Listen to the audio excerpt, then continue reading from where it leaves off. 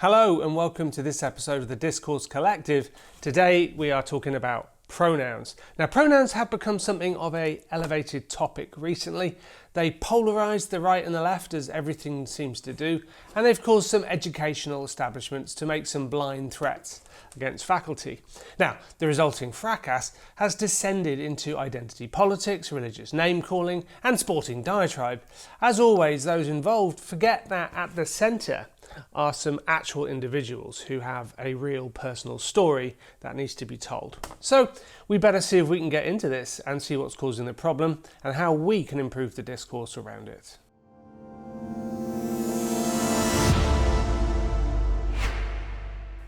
Okay, so welcome back, you wonderful lot.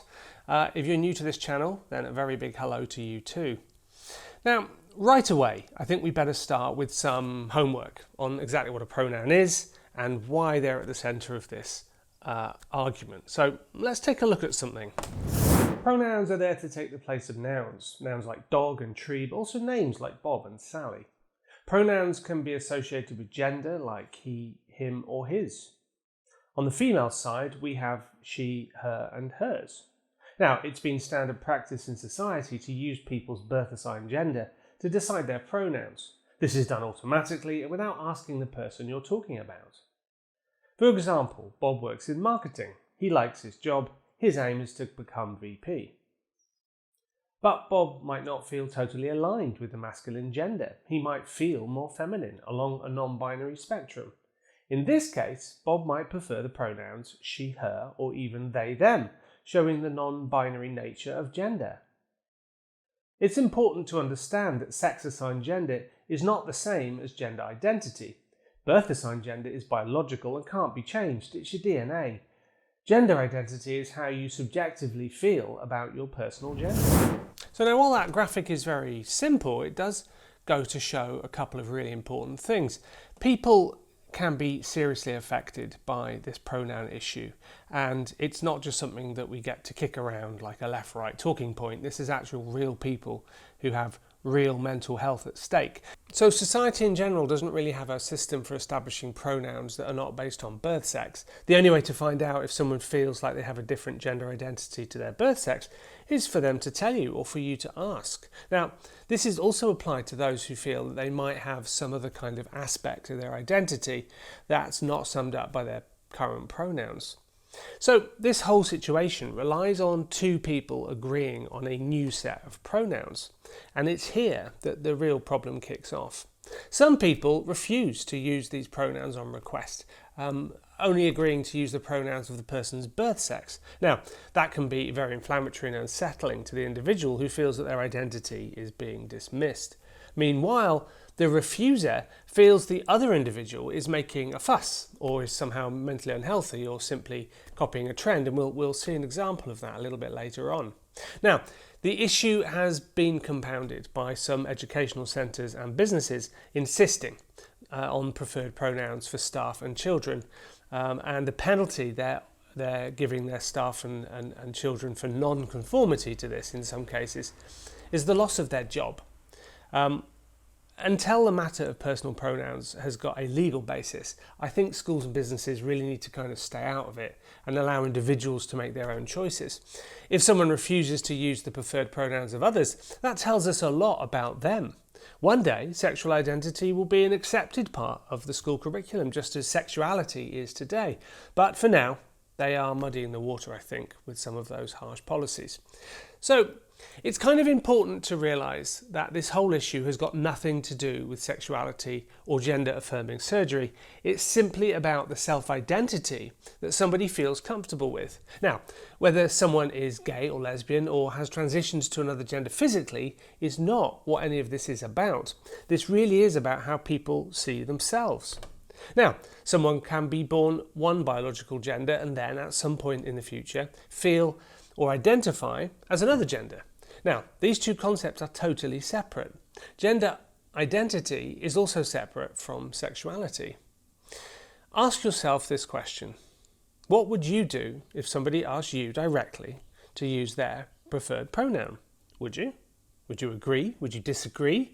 Would it perhaps depend on who it was and maybe how it was they asked you?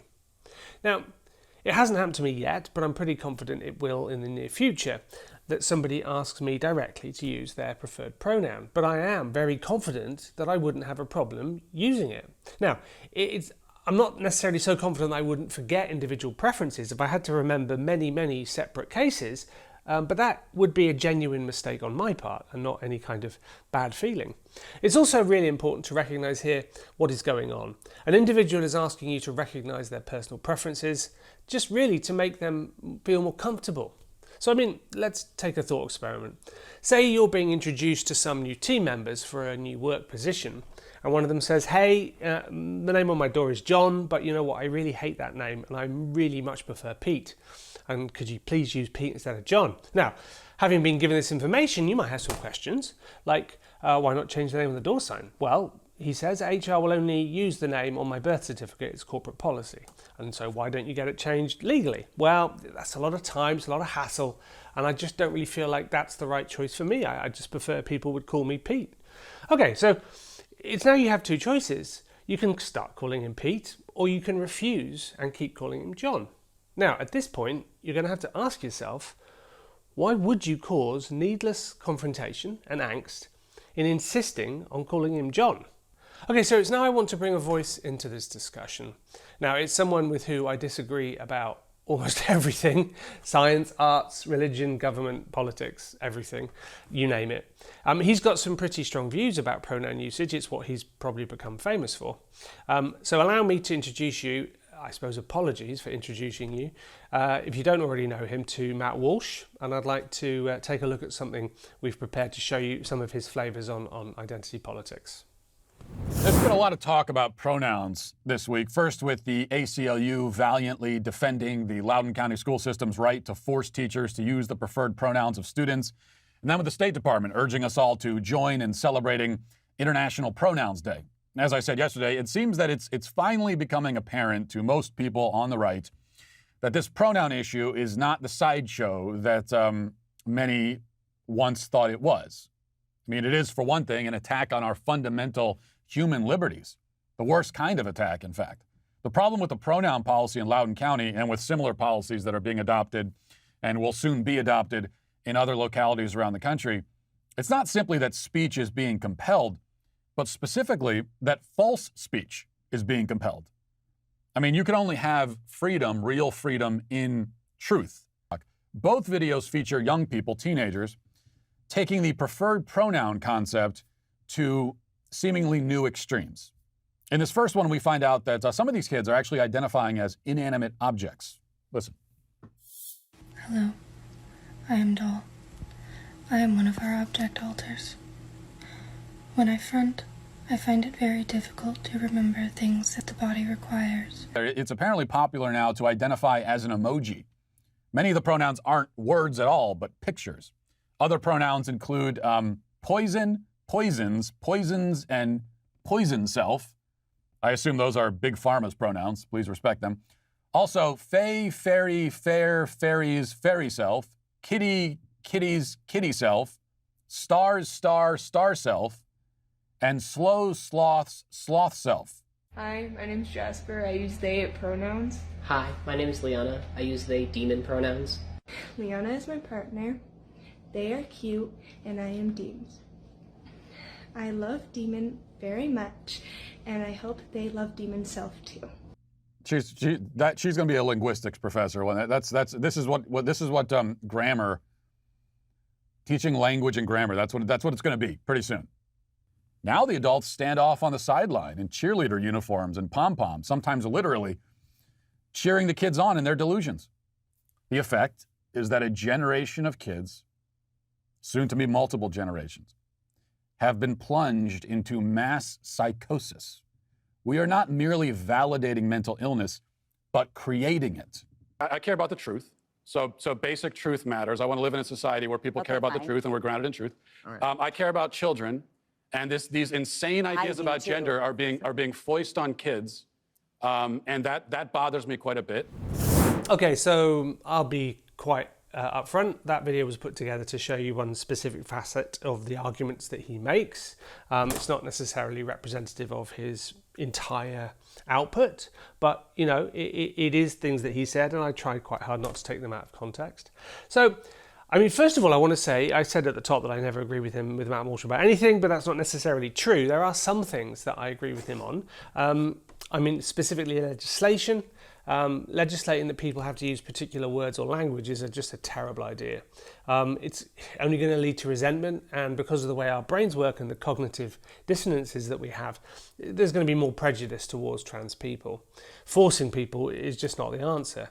But my Matt Walsh loving stops there.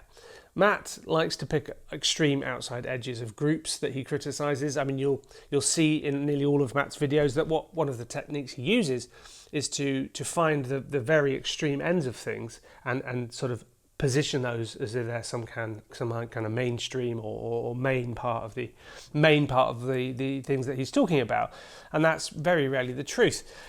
He uses this slippery slope argument a lot he acts, in this case, as a kind of transphobic canary in the coal mine. He opines that acceptance of any type of transgender identity is going to usher in some kind of terrible dystopia. He doesn't say what that dystopia is going to look like exactly, but he definitely insinuates it. Perhaps it's the long list of pronouns that he worries about. He mentions a list there, which I couldn't find, but he mentions a list there, I think, of hundreds or thousands of pronouns. Now, yes, if there are too many pronouns and everyone can specify their own preferences, then we're going to have a problem. It's true. I suspect that they simply wouldn't be used on a casual basis like that. On average, we know about 600 people, and we probably interact with about 80,000 people in a lifetime. So remembering hundreds of pronouns at any given time on a personal basis, I just don't think it's going to happen. When you think about what pronouns are there for, they're there to make things basically easier and more efficient, then I don't think that kind of thing is going to actually work, and people would just stop using them. Remember that pronouns are effectively an optional part of language. Stephen King famously doesn't use them in his writing.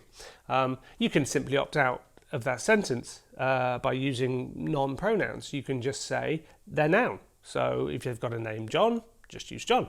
It's not a problem. You can do that. Now, it's an issue, yes. So the whole issue around pronouns and the number of pronouns you might have to remember, but I really don't feel like it's the society-destroying upheaval that Matt Walsh is worried about. So in his film, What is a Woman?, he makes some more claims, which we'll cover in our review of a film. So this film we're going to actually review, I think, in the next couple of episodes. And we'll cover more about what he says about, trans issues and wider trans issues in that film. Now, I brought in Matt Walsh to highlight a key concept that I just want to explore, and that is the reason that people give for not wanting to use people's preferred pronouns. Now, when pressed, Matt uses phrases like truth and protecting children, you saw them in the film, to explain his distaste. Wow, truth and children, how very gallant and valorous. So I sympathise with him in one area here. He objects to the phrase trans women are women, like there is no difference between a trans woman and a birth-assigned woman. I also feel a bit uneasy about this. There is, of course, a difference. No matter how sympathetic we are to the trans cause, wishing to be something does not make you that thing, and we just really need to be honest about that. If there was no difference between them, then this video wouldn't exist because we wouldn't be able to make that distinction. I would argue that a compromise in the trans community here around the language that's used would be helpful. So something along the lines of changing it to a trans woman is as a woman. So that change to simile from metaphor is perhaps one that the trans community would be willing to make, but I can see why they wouldn't concede that, because it's been a very long, hard fight to get this far just to give ground linguistically in something. And I wonder how much it really would help, but it's an idea. Now, as a society, we have to be careful in following this postmodernist idea that all individuals can act as if their truth is the only truth, that they live in a bubble where they have total control and autonomy about how the world must treat them and see them. But this doesn't have to stop us from being mindful of the psychological needs of those around us. If we can make people feel more accepted, more included, simply by accepting their personal identity, no matter what that might be, ought we not to do that? The alternative is really quite an unpleasant one. It's one of mistrust, it's one of anger, it's one of suspicion, and really a bit of a race to the bottom of bad faith personal relationships, and using people's identities against them, and that's a pretty horrible world to imagine. In the end, That's what this is about. It's about our personal relationships with one another. So, as a final note, if you are someone whose gender identity is the same as their birth assigned gender, I want you to just try a quick and simple thought experiment with me. Imagine that, right now, your sexual organs swapped to the opposite that they are at the moment. You maintain the identical gender identity you have now in your head, so you would feel no different in your mind. But imagine people start using the pronouns to match your organs rather than how you feel in your head. No matter how much you ask them to use the ones that you feel are appropriate for you as a person, they only continue to bullheadedly use the ones that match your physical biology. How would that make you feel? Now, all it would take is a simple change in the way people talk to you and about you to make you feel more accepted, more socially validated, more seen. Why would a reasonable person continue to address you in a way that causes you mental harm? And this is the core of it. This is a them problem. This is not a you problem. If somebody feels that your identity is threatening, they'll find a way to demean you, to dehumanize you, so that they feel better about the situation, as we see Matt Walsh do all the time. In the end, society will decide how this pans out, and there is nothing that you, I, or Matt Walsh can do about it. Racial equality, women's suffrage, women's rights, gay and lesbian rights, all of these have been and are being decided by society as a whole as we speak. It just so happens that right-wing religious conservatives like Matt Walsh are on the wrong side of history in every single case. I mean, I suspect they're on the wrong side of history with the issue of pronouns as well. Now, where are you on this? Do you support using people's preferred pronouns? What problems do you see it bringing up? Or do you find it perhaps difficult or confusing and you have questions that you don't feel you can ask? That's it for today. Please do tell us what you think about this episode and questions you might have underneath. Thanks very much for checking out this video. If you did like this video, please do like and subscribe to the channel if you want to continue watching the output that we make. Until next time, goodbye.